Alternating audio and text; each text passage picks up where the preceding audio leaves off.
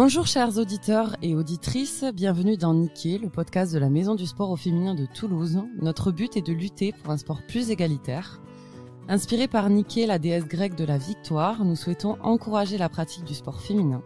Rejoignez-nous chaque mois pour des discussions passionnantes et inspirantes sur l'égalité des sexes dans le monde du sport. Aujourd'hui, nous avons l'honneur d'accueillir le club de natation synchronisée de Toulouse, le Nat Synchro TNS, qui fête ses 42 ans d'existence cette année et qui compte à peu près 200 adhérentes. Donc bonjour à toutes et merci d'être avec nous aujourd'hui. Est-ce que vous pourriez vous présenter individuellement, s'il vous plaît ? Oui, bonjour à tous, moi c'est Manon et je suis coach au sein du Toulouse Nat Synchro. Bonjour, moi c'est Pauline et je suis membre du bureau et également maman de nageuses qui sont dans le Toulouse Nat Synchro. Bonjour, moi c'est Lily, j'ai 14 ans et je suis nageuse au sein du Toulouse Nat Synchro. Bonjour, je suis Nadège, la maman de Lily. Bonjour toutes les quatre, donc on va aujourd'hui parler donc de natation synchronisée. On va parler de votre club, on va parler de ton quotidien, Lily, en tant que nageuse. Donc, est-ce que vous pourriez parler un peu de ce sport ? Alors, peut-être Lily ou Manon, nous parler en quoi consiste la natation synchronisée. Oui, alors c'est un sport qui est très riche et complexe puisqu'il regroupe en fait plusieurs disciplines. La natation artistique, la gym et la danse. Donc, dans ce sport, il y a 3 types d'épreuves. Il y a les épreuves en équipe, qui se nagent à 8 avec 2 remplaçantes. Il y a les épreuves en duo et en solo. Et toi, Lily, du coup, tu nages pour quelle catégorie ? Moi, je nage chez les jeunes. C'est des filles qui ont entre 11 et 15 ans. Et voilà. Et du coup, tu pratiques en solo, duo ou équipe, ou les 3 ? Cette année, je fais un solo et je suis en équipe. D'accord. Et donc là, comment ça se passe au niveau du club expliquez-nous quel est ce club de natation synchronisée à Toulouse. Alors, c'est un club qui évolue sur plusieurs niveaux de pratique. Il y a les groupes compétition, FINA, qui s'entraînent 13 à 15 heures par semaine. Et ensuite, il y a des groupes plus compétition loisirs, qu'on appelle challenge, qui s'entraînent, 4 heures par semaine. Voilà, et on a aussi des groupes complètement loisirs, notamment chez les adultes, mais aussi chez des enfants qui viennent 1 fois par semaine pour le plaisir. Voilà, donc on essaye de s'adapter à tous les niveaux et proposer une pratique pour tout le monde.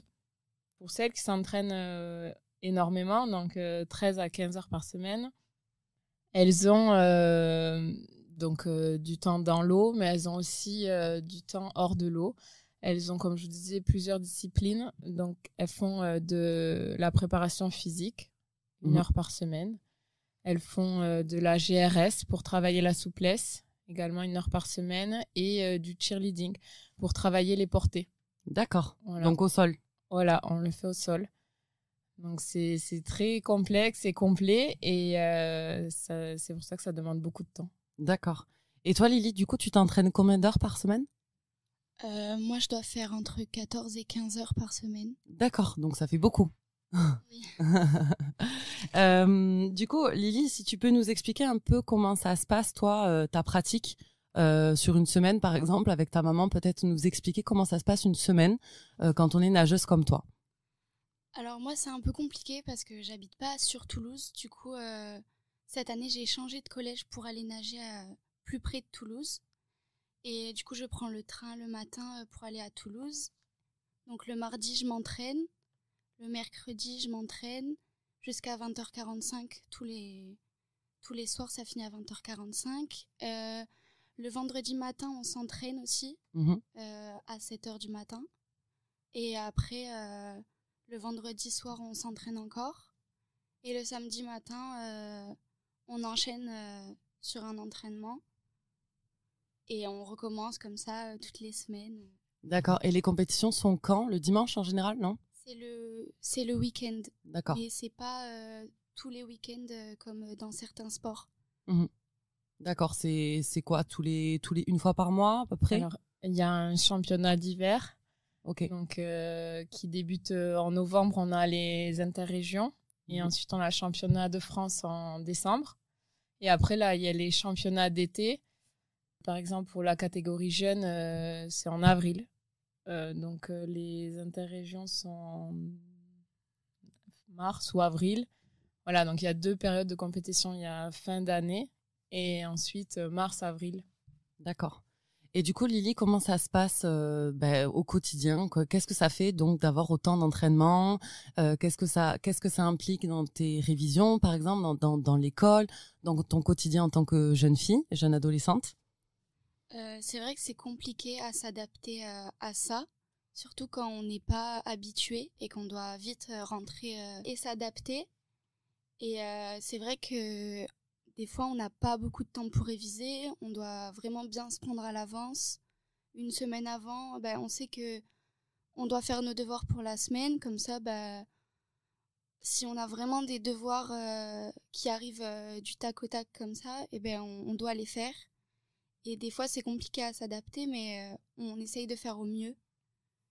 Puis c'est comme ça. On a choisi de faire comme ça. Puis on s'adapte. D'accord.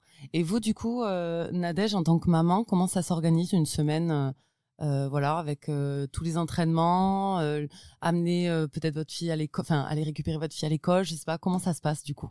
Comme vous l'a dit Lily, nous on a un profil un peu particulier puisqu'on n'habite pas sur Toulouse, c'est entre Toulouse et Montauban. Donc Lily, auparavant, elle était inscrite à Montauban puisqu'il y a très peu de clubs de natation synchronisés. C'est un sport qui est quand même assez confidentiel.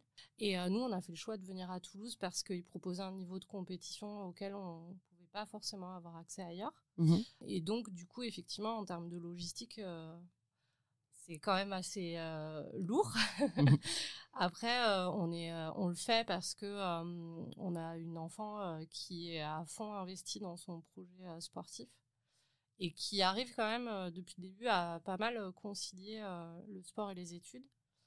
Et au final, le sport, ça aussi, et c'est toujours une source de motivation à l'école. D'accord. Parce que le fait de devoir, comme elle l'a dit, planifier, s'organiser en amont, et ça depuis qu'elle est petite, puisque ça a pris très vite quand même pas mal de place dans notre vie de famille en termes de plage horaire et de trajet. Donc c'est structurant, j'aimerais dire. Enfin, je sais pas si je peux utiliser ce mot-là, mais ça forme des jeunes filles très vite à être concentrées, organisées, à gérer leur emploi du temps, à gérer les devoirs, Et après, de toute façon, je suis sa maman, mais moi je suis très admirative de l'engagement dont elle fait preuve, beaucoup de résilience. Et je pense qu'on peut pas faire ça si on n'est pas passionné. Tout à fait. Voilà. Et donc Toulouse, parce que Toulouse, on est sur un club qui est familial, avec une ambiance qui est quand même très chaleureuse. On accède à un haut niveau, mais en même temps dans une ambiance bienveillante. Ouais, très bienveillante. Voilà. Donc après, en termes d'organisation, effectivement, on a des semaines chargées, des week-ends chargés, et on met de côté pas mal de choses. Et mais je pense que dans l'histoire, c'est Lily qui fait ses choix, et nous on l'accompagne. On est juste là pour ça en fait. D'accord. Juste une dernière question. Quel conseil vous donneriez à des parents qui sont un peu réticents à engager leurs enfants sur du haut niveau, comme Lily par exemple? En fait, les parents sont là pour accompagner. Nous, c'était pas le projet à la base. À la base, c'était de la danse dans l'eau. On n'était pas du tout sur un projet. En fait, elle vous racontera, mais on a vu ce sport un jour à la piscine quand on l'emmenait nager. Elle a dit je veux faire ça. Il s'avère qu'elle avait des prédispositions. Elle a accroché. Moi, j'ai juste il faut s'entourer de professionnels bienveillants et à l'écoute. C'est hyper important d'avoir des coachs quand même qui sont dispo, puisque les filles, elles mettent beaucoup de choses de côté quand même pour leur sport. On est sur des âges où on a envie de faire autre chose aussi et de s'accomplir. Donc du coup, si on n'est pas dans un environnement, on va dire, d'entraînement bienveillant, moi j'ai juste ce point de vigilance. Après le reste, effectivement, ça prend le pas sur beaucoup de choses. C'est des projets de vie, c'est des projets qui ont une incidence sur la vie de famille. Hein, ça, on va pas se mentir. Mais de toute façon, c'est l'enfant c'est la sportive qui décide. Et nous, on est juste là pour accompagner. Moi, j'ai juste un point, effectivement, c'est l'ambiance du club dans lequel on évolue et la bienveillance dont les professionnels font preuve vis-à-vis des jeunes. C'est hyper important. Et nous, c'est pour ça qu'aujourd'hui, on est à Toulouse et on est voilà. Il y a une entraide entre parents aussi. Il y a beaucoup d'entraide entre les parents, les mamans et les papas. Parce qu'on a des papas qui paillettent des maillots maintenant. Et ça, c'est cool. Donc, voilà. Il n'y a pas d'injonction, en fait. C'est l'enfant, c'est le sportif, la sportive, là, pour le coup. Donc, nous, on est admiratifs de notre fille et on fait en sorte que ça se passe au mieux comme on peut. Voilà. Bien sûr. Avec l'aide du club aussi. Après, moi, si je peux ajouter, au niveau du club, on est conscient que ça nécessite beaucoup d'organisation et beaucoup d'implication vis-à-vis des nageuses. Et on a essayé de mettre en place des partenariats avec des collèges. Et là, on est en train de tenter de l'avoir sur un lycée également pour avoir des horaires aménagés. Donc, on a la chance aujourd'hui d'avoir un établissement privé qui est le Collège Saint-Louis et un établissement privé, public qui est le Collège Matabio, où ils ont pu adapter les plannings aussi pour avoir des plages horaires privilégiées pour les nageuses. Alors aujourd'hui, le partenariat, il est en train de commencer et on a peu de créneaux au niveau de la mairie, mais c'est quand même 2 créneaux supplémentaires qui nous sont alloués par la commune et du coup, on essaie d'améliorer aussi les horaires d'entraînement pour que ça puisse davantage coller au rythme des nageuses. Mais ça se fait petit à petit. Il faut le temps que la mairie nous suive, il faut le temps que les collèges s'adaptent aussi parce que c'est une organisation de planning qui est très lourde pour eux. Mais voilà, là on est content parce qu'on a réussi à avoir un créneau le mardi de bonne heure. Donc ça permet aux nageuses de rentrer un peu plus tôt chez elles. Le lundi pour une autre catégorie de nageuses. Et le vendredi matin, qui est un créneau qui est très tôt. Donc au début, ça peut faire peur, je pense, à tout le monde. Mais au final, c'est un créneau que les nageuses adorent parce qu'elles sont toutes seules dans Toulouse. Et après, elles vont tranquillement dans leur collège. C'est leur petit moment à elles, je crois. Mais voilà, on essaye aussi au niveau du club d'adapter pour pas qu'elles finissent à 22h le soir et respecter aussi leur rythme biologique qui est important à ces âges-là. D'accord. Lily, est-ce que tu peux nous parler de comment tu as découvert ce sport du coup ? Du coup, moi, j'allais à la piscine avec ma maman, mon papa et ma sœur. J'ai assisté à un entraînement de synchro du coup. Et j'ai adoré et je me demandais comment elles faisaient pour faire tout ça parce qu'elles avaient pas pied. Et du coup, j'ai demandé à ma maman de se renseigner et c'est comme ça que tout a commencé. Et du coup, je suis très fière d'être allée à la piscine ce jour-là et d'avoir pu prendre connaissance de ce sport qui n'est pas très médiatisé par rapport à d'autres sports. Tout à fait. Et qu'est-ce qui t'a fait décider de sauter le pas, d'avoir autant d'entraînements par semaine et de plus être sur le côté loisir, un entraînement par semaine ? Tout d'abord, c'est une passion.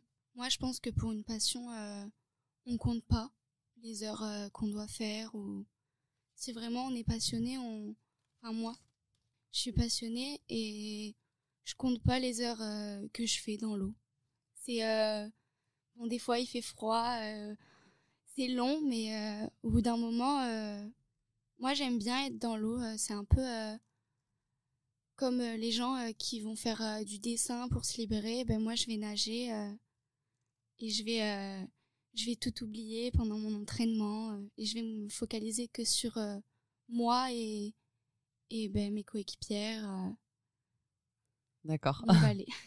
Quel est ton objectif, Lily, du coup, en pratiquant ce sport ? Est-ce que c'est d'atteindre le haut niveau ? Est-ce que c'est peut-être d'aller encore plus loin au JO, comme on l'a vu cet été pendant les JO de Paris 2024 ? C'est quoi ton objectif ? Moi, il y a 2 ans, j'ai essayé d'intégrer le pôle, du coup, de Colomiers. Donc, j'étais blessée et je me suis rendu compte que j'avais pas envie d'aller plus loin, que je suis bien à Toulouse et que j'ai déjà un bon rythme. Et que du coup, je vais rester à pratiquer la synchro à Toulouse sans aller plus loin. D'accord, c'est pas aujourd'hui un Non. objectif. D'accord, super. Ça fait plaisir aussi de voir des jeunes filles qui pratiquent un sport par plaisir, qui n'ont pas forcément envie d'aller plus loin dans la compétition. Donc c'est admirable aussi de se dire, je vais pas aller plus loin et je reste sur du sport plaisir. Moi, je permets Oui. aussi, mais elles arrivent quand même à Toulouse. C'est un petit club par rapport à d'autres clubs qui peuvent exister sur l'échelle nationale. Mais c'est un club qui les amène en championnat de France. Elles vivent des choses extraordinaires. Et c'est vrai que pour être aussi maman, il n'y a pas forcément des fois cette envie d'aller chercher plus haut parce qu'elles ont déjà, elles apprennent déjà toutes les valeurs du sport de haut niveau. Mais elles gardent la bienveillance et elles vivent des expériences de vie qui sont déjà formidables. Bien sûr. Une question pour vous, du coup, Pauline, en tant que membre du bureau de ce club. On compte à peu près 20 000 licenciés donc dans la fédération de natation qui regroupe donc plusieurs sports, la natation sportive, la nage en eau libre, le plongeon, le water-polo et donc la natation synchronisée. C'est quand même très peu comparé à une fédération comme le handball qui compte à peu près 600 000 licenciés. Donc du coup, est-ce que ce sport est développé en France? Est-ce qu'il est assez développé? Et qu'est-ce qui manque aujourd'hui pour mettre en valeur un peu plus ce sport? Alors, c'est un sport qui est peu développé par rapport à d'autres sports. Alors, si on parle de la Ligue de la natation de manière générale, là, on va dire qu'avec Léon Marchand, ça a fait un bon coup de pub. Mais si on reste focus sur la natation artistique, aujourd'hui, c'est un sport qui est très, très peu visible.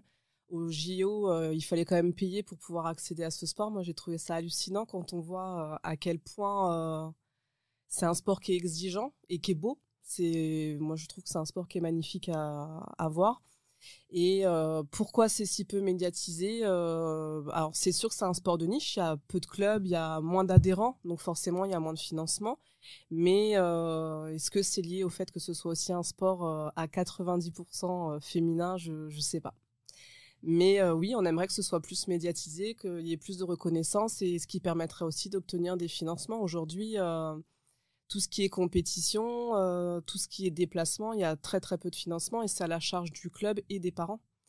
Et on n'arrive pas, comparativement à d'autres sports qui sont plus médiatisés, on doit vraiment jouer des coudes pour obtenir des salles, pour obtenir des lignes, pour avoir des conditions d'entraînement qui soient honorables. Et on a de la chance d'être à Toulouse parce que ils nous donnent quand même des conditions d'entraînement qui sont bien au-delà de ce que peuvent avoir d'autres villes.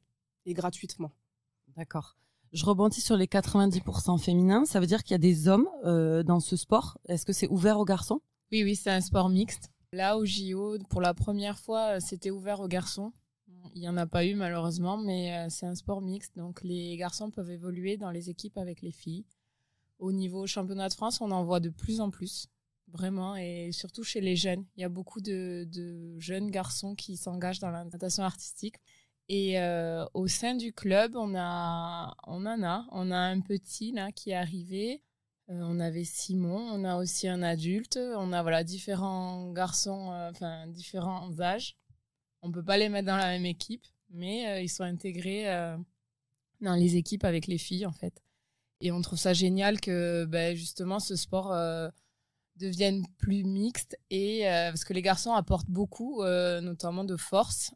Et ça, on en a besoin, notamment pour les porter. Donc on espère attirer encore plus de garçons et pouvoir développer ça. D'accord. Donc c'est un appel à tous les garçons. Oui. Si vous voulez vous lancer dans la natation artistique, oui. Tous les clubs sont ouverts. Virginie Dedieu, donc qui est la multiple championne de natation artistique, qui s'est exprimée donc suite à la performance de l'équipe de France lors des JO de Paris 2024. A dit, je cite, « Elles font toutes des études et des hautes études. Charlotte et Laura sont en master en école d'ingénieur aéronautique. Elles ne sont pas professionnelles, elles ne gagnent pas d'argent du tout. Malgré leurs 6 à 8 heures d'entraînement quotidien, ces jeunes femmes doivent bien s'organiser entre leurs études et leur carrière sportive sans soutien financier. » Est-ce que vous pouvez réagir par rapport à ce qu'a dit donc Virginie et nous parler de cette problématique de rémunération et de contrat professionnel dans ce sport? Oui, effectivement, elle dit des choses très justes et dont on parle trop peu. Comme vous avez dit, les filles en équipe nationale s'entraînent 6 à 8 heures par jour. Donc c'est énorme et au-delà, elles suivent des études. elles suivent toutes des études parce que justement, elles peuvent pas gagner leur vie grâce à ce sport. Contrairement à d'autres pays comme l'Espagne où elles étaient rémunérées. Et nous, en France, il y a absolument rien qui est mis en place, alors que c'est un des sports où elles s'entraînent le plus en termes de volume horaire. C'est assez hallucinant. Et voilà, donc je pense que pour le moment, ça ne bougera pas. Malheureusement, la société n'est pas prête à ça. Mais il y a un réel problème là-dessus. D'accord. Et qu'est-ce qu'on pourrait faire ? Qui pourrait vous aider financièrement ? Là, je parle en tant que, par exemple, le club de Toulouse. Si vous deviez faire un appel, auprès de qui vous appelleriez pour avoir plus de soutien financier, pour parler peut-être de contrats professionnels avec entre les filles et le club peut-être, hein ? Comment ça pourrait se passer ? Nous, on a commencé une démarche pour aller chercher des partenaires, des mécènes, pour des choses dans un premier temps qui peuvent paraître très succinctes, nous aider à obtenir un minibus pour les déplacements. Alors, la Maison du Sport au Féminin nous a déjà donné un contact qui est formidable, donc on vous remercie. Ah, du coup, vous avez créé un partenariat avec eux ? Et oui. Super, donc, génial. Du coup, ça nous aide sur les déplacements. Je vais juste le citer, c'est Timoine Solidaire, oui. qui est une association qui a été créée par Philippe Spanghero, oui. et qui a acheté donc une petite camionnette, c'est ça, avec oui. quelques places. C'est combien ? 9 places. Oui. Et qui le met à disposition d'associations pour que ces associations puissent l'utiliser pour leurs adhérents. Voilà. Donc, on en est plutôt là pour le moment dans la recherche de partenaires et de mécènes. Après, si on voit grand et qu'on voit plus loin, on aimerait bien sûr avoir notre propre salle, des choses plus importantes. Mais après, tout ce qui est contrat pro, financement des coachs, je sais pas trop. J'avoue que j'ai pas réfléchi à cette question en amont. Mmh. Mais pour le moment, c'était plus dans la recherche de partenaires et de mécènes pour nous aider à financer tout l'usage interne. D'accord. Et là, pour comparer, par exemple, une fille qui va jouer au rugby va avoir des primes de match, par exemple. Est-ce que vous, c'est pareil ? Est-ce qu'il y a des primes qui sont cédées aux nageuses ? Il n'y a rien. Non, il y a rien. Et vous êtes tous bénévoles dans l'association ? Oui. pour moi, je suis salariée. Oui, salariée en tant que coach. Mais après, c'est que du bénévolat. Oui. Ok. Donc, il y a encore beaucoup de chemin à faire, de travail à faire. Lily, est-ce que, par exemple, dans le groupe de filles, de jeunes filles de natation, est-ce qu'il y a des filles qui aimeraient atteindre le haut niveau, qui aimeraient aller beaucoup plus loin que juste les entraînements et le côté amateur ? Tu connais ? Je sais pas trop, c'est vrai qu'on n'en parle pas beaucoup. Mmh. Oui, c'est un club qui est en train de remonter sur du haut niveau, parce que championnat de France, c'est du haut niveau. Mmh. Et même donc il y a 2 niveaux de championnat de France, il y a le championnat de France N1 et le championnat de France élite. Et là, le club se positionne sur le championnat de France élite, donc c'est quand même du haut niveau. Après, oui, au sein du club, il y a des nageuses qui souhaitent intégrer des pôles. Et donc, on intègre des pôles pour ensuite intégrer l'équipe de France. Enfin, postuler pour l'équipe de France. On est obligé de passer par un pôle pour postuler à l'équipe de France. D'accord. Donc, si les nageuses font le choix de rester au club, elles ne pourront jamais aller au-delà du championnat de France. D'accord. Et en tant que coach, comment vous arrivez à motiver les filles sur cette partie non professionnelle, en fait ? Comment vous arrivez à motiver les filles de leur dire, voilà, vous allez nager, vous allez atteindre le haut niveau, mais vous n'allez pas gagner d'argent. Vous allez devoir travailler à côté. Vous allez devoir faire vos études à côté, parce que c'est quoi l'âge maximum à peu près ? Nous, au club, celles qui s'entraînent beaucoup, c'est jusqu'en junior. Donc, en fait, c'est jusqu'à fin lycée. D'accord. Après, elles deviennent seniors et là, on a un rythme moins soutenu. Okay. Donc, on ne peut pas trop parler du milieu professionnel avec nos nageuses. D'accord. C'est des lycéennes, des collégiennes. Et je pense, du fait que le sport ne soit pas professionnel, en fait, elles finissent leur carrière beaucoup plus tôt. Au JO, elles avaient quel âge à peu près, les nageuses ? Alors, en équipe de France, je pense que la plus jeune avait 17 ans. Ok. Voilà, donc ça commence tôt. Ça commence tôt et ça finit tôt. Mmh. Voilà. Les plus vieilles, elles devaient avoir 25. C'est celles qui ont annoncé qu'elles arrêtaient cette année. Voilà. Du coup. Et là, elles arrêtent. Voilà, ça se termine. Pour aller travailler. Ok. Parce qu'elles peuvent pas travailler et avoir les entraînements. C'est trop compliqué ensuite d'avoir une vie professionnelle. À l'INSEP, elles sont connues, les nageuses artistiques. Tous, ils disent que c'est celles qui s'entraînent vraiment le plus et que c'est un sport, c'est un des sports le plus exigeant. Parce que comme il y a cette nécessité d'être bon dans différentes disciplines, en fait, ça forcément, ça augmente le taux horaire d'entraînement. Plus l'entraînement en équipe, Et oui. bien sûr. On sait que ce sport, il est pratiqué donc en maillot de bain, on dit ça. C'est un maillot de bain juste au corps, comment vous l'appelez? Maillot de bain, d'accord. En plus, vous l'avez dit, donc c'est un sport qui se pratique très jeune. Donc Lily, est-ce que tu peux nous parler des injonctions liées à ton corps? Tu es quand même une adolescente. Comment tu vis le regard des autres peut-être, et comment tu te sens quand tu pratiques ce sport en maillot de bain? Du coup, moi, j'ai été, depuis toute petite, je suis en maillot de bain. Et puis, quand on est en entraînement, on est avec nos coéquipières, nos coachs, et on a l'habitude, on les côtoie beaucoup. Donc moi, je sais pas. T'as pas de gêne? Non, pas trop. C'est vrai qu'elles vivent en maillot de bain 20 heures par semaine. Hein. Oui. Mais moi, je peux parler plus peut-être sur ce sujet, parce qu'à l'époque, moi, quand j'étais nageuse, c'était différent. C'est un sport qui est sur l'apparence physique, voilà. De mon époque, par exemple, on nous pesait tous les mois.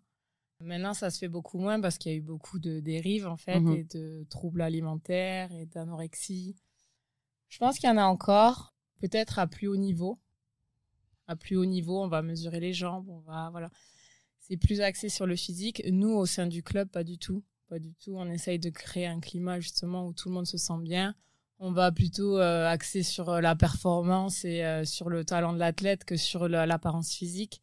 Mais voilà, il faut savoir que c'est pas pareil partout et qu'il y a beaucoup de problèmes, de troubles alimentaires, comme dans d'autres sports. Et l'apparence physique, il faut faire attention. Comme dans beaucoup de sports féminins. Tout à fait.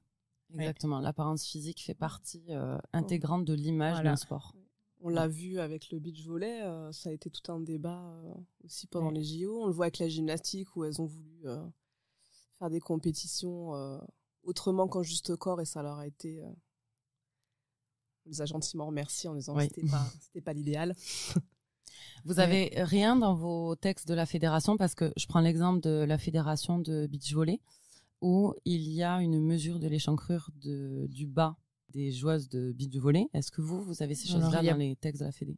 Il n'y a pas de mesure, mais il y a des pénalités si le maillot est trop échancré ou si on voit le nombril. Il y a des règles quand même assez strictes sur les maillots. D'accord, mais qui sont à l'avantage des nageuses. Oui. D'accord.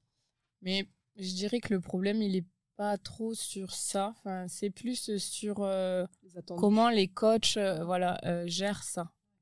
C'est plus sur les critères physiques pour, par exemple, recruter des nageuses ou vouloir en fait qu'elles soient toutes pareilles parce que du coup le sport va être plus synchronisé et on aimerait qu'elles aient toutes les mêmes jambes, tout le même corps, enfin dans l'idéal, mais bien sûr que non, c'est impossible et que nous on va jamais leur demander ça, mais il y a des coachs qui sont persuadés de ça et qui restent dans ça.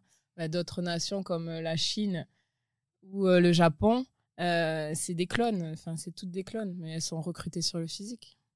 D'accord. Et comment vous gérez ça au sein du club? Alors nous, on laisse totalement la main au coach. Le bureau n'intervient pas du tout sur les choix stratégiques pour constituer les équipes. Après, comme le dit Manon, il y a, et en tant que coach et en tant que parent, une bonne nageuse et elle a sa place au sein de l'équipe. C'est pas une question de physique ou autre. On n'a jamais ressenti ça et bien au contraire, il y a vraiment toute une bienveillance sur l'alimentation.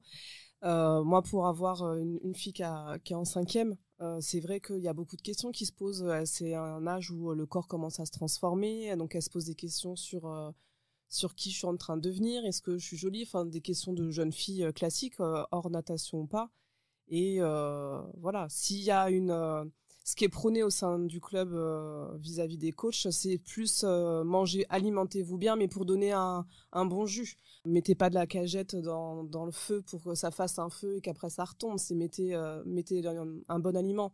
Après, voilà, là encore cet après-midi, il y a un goûter qui est prévu. Manon a dit, bah, ramener des bonbons et puis j'en veux.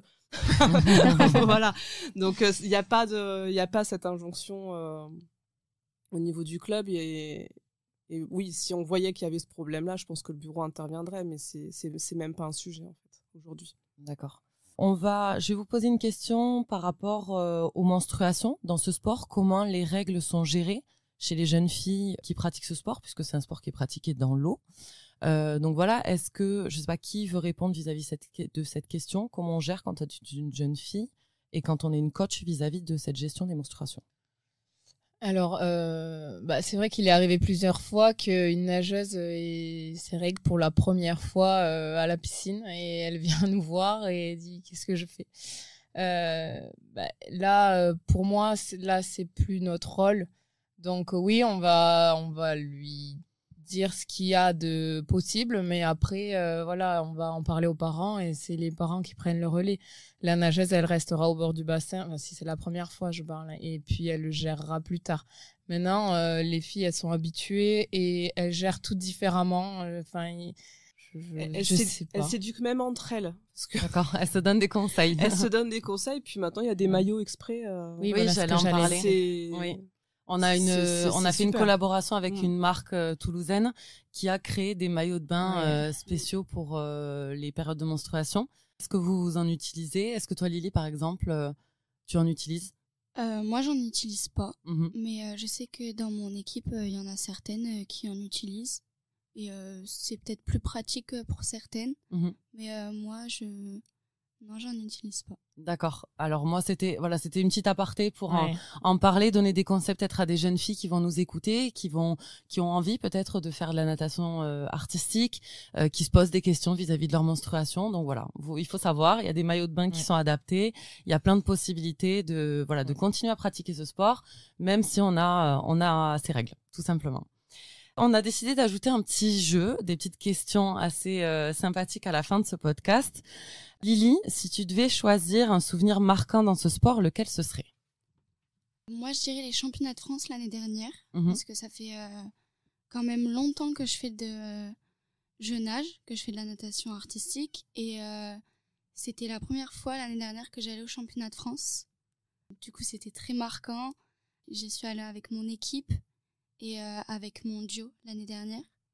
Ça faisait longtemps qu'on n'était pas allé au championnat de France dans notre catégorie et on a bien nagé. On était contentes de nous et je croise les doigts pour que cette année on y arrive encore. J'y crois. Super. Je vais poser la question à toutes si vous avez une réponse et à Lily en particulier. S'il devait rester qu'un artiste, chanteur ou chanteuse sur Terre, ce serait lequel selon vous? Donc, ce serait toute sa partie discographique qu'on garderait et il y aurait que celui-là que vous pourriez écouter. Je sais pas du tout. Non, désolée. Les filles, vous avez une idée? Moi, je dirais Céline Dion. Le grand classique. Ouais. Ah, moi, je suis incapable de choisir un artiste. Parfait. Du coup, merci à toutes d'être venues aujourd'hui.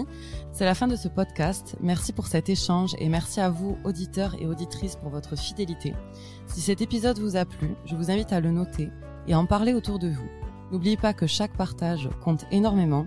Ensemble, accélérons le changement au service des femmes et des initiatives existantes qui se veulent nombreuses, inspirantes et précieuses. On se retrouve le mois prochain, mais en attendant, rendez-vous sur notre compte Instagram, Maison du Sport au Féminin.